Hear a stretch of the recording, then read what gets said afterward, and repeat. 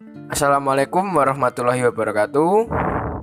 Perkenalkan, kami dari kelompok 1 akan menjelaskan tentang teori terjadinya penyakit infeksi bakteri.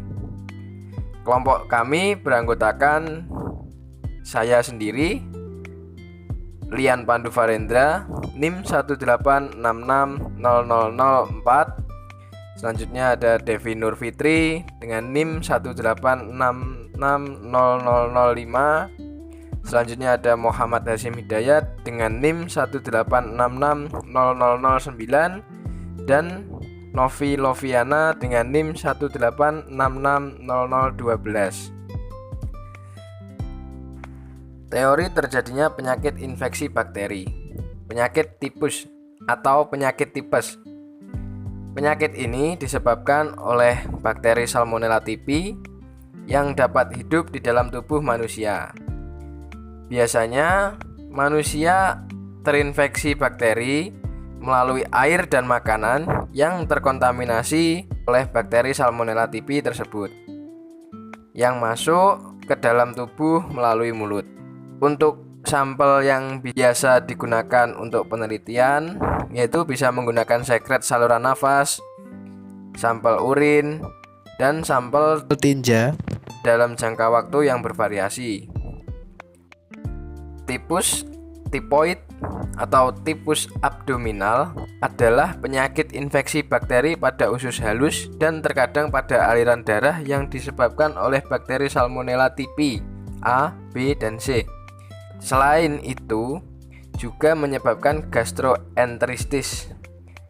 Gastroenteritis sendiri adalah suatu infeksi pada usus yang ditandai dengan diare, kram, mual, muntah, dan demam. Ini menurut Widoyono 2013. Demam merupakan naiknya suhu tubuh menjadi lebih tinggi daripada biasanya. Suhu tubuh normal manusia berada pada titik 37 derajat Celcius. Jika suhu tubuh menunjukkan lebih dari angka tersebut, menunjukkan adanya demam yang disebabkan oleh infeksi. Menurut Purwoko 2005. Untuk selanjutnya akan dijelaskan oleh Saudara Devi. Waktu dan tempat saya persilahkan.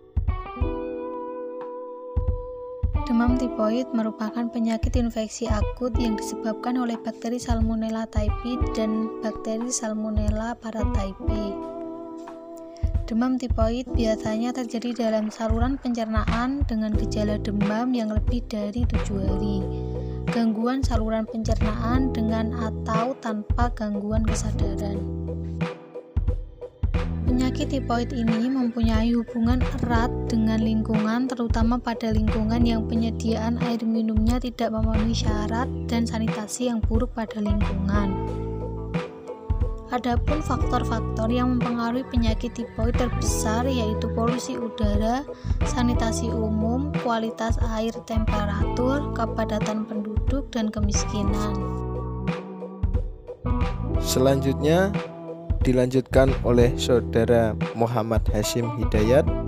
Waktu dan tempat saya persilahkan. Saya Muhammad Hasyim Hidayat akan melanjutkan pembacaan dari teman saya. Kuman Salmonella typhi adalah penyebab terjadinya demam tifoid. Demam tifoid dapat ditularkan melalui makanan atau minuman yang terkontaminasi karena penanganan yang tidak bersih atau higienis. Penyakit tipoid fever atau TB atau masyarakat awam mengenalnya dengan tifus ialah penyakit demam karena adanya infeksi bakteri Salmonella typhi yang menyebar ke seluruh tubuh. Masa inkubasi demam tifoid berkisar antara 7-14 hari, namun dapat mencapai 3-30 hari. Selama masa inkubasi mungkin ditemukan gejala prodromal, yaitu perasaan tidak enak badan, lesu, nyeri kepala, pusing, tidak bersemangat. Kemudian menyusul gejala dan tanda klinis yang bisa ditemukan. Itu dari saya. Akan dilanjutkan oleh teman saya. Sekian, terima kasih.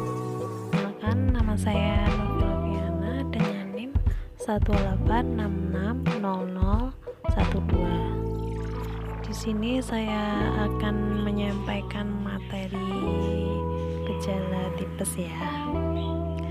Langsung saja saya akan menjelaskan tentang gejala penyakit tipes yang disebabkan oleh bakteri Salmonella.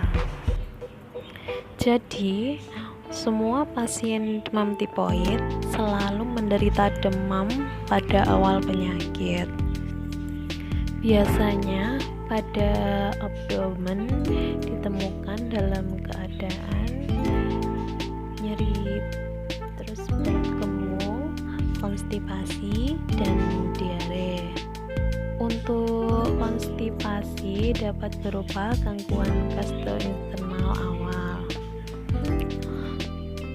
Biasanya selain gejala-gejala ini, sebelumnya juga didapatkan gejala yang lainnya seperti sakit kepala, batuk, lemah, dan tidak nafsu makan. Untuk tanda klinis yang didapatkan pada anak dengan demam tipoid ini antara lain adalah pembesaran beberapa organ yang disertai dengan nyeri perabaan, yaitu hematomegali dan splenomegali. Biasanya penderita demam tipoid dapat disertai dengan atau tanpa gangguan kesadaran ya.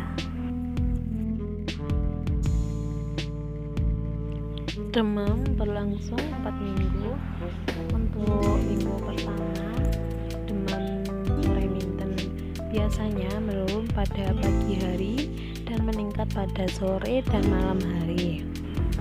Tetapi biasanya demam bisa pula mendadak tinggi banget ya. Untuk minggu kedua, penderita akan terus menetap dalam keadaan demam. Untuk minggu ketiga, suhu tubuh berangsur-angsur turun dan normal kembali di akhir minggu. Hal itu jika terjadi tanpa komplikasi atau berhasil diobati. Bila keadaan membaik, gejala-gejala akan berkurang dan temperatur mulai turun. Pada minggu keempat, stadium penyembuhan meskipun pada awal minggu ini dapat dijumpai dengan adanya pneumonia lobar atau trombosi phlebotomis vena femoralis. Sekian presentasi dari Kelompok 1. Apabila ada kesalahan kami mohon maaf, dan apabila ada yang ingin ditanyakan silakan ditanyakan. Mari kita diskusikan bersama-sama. Wassalamualaikum warahmatullahi wabarakatuh.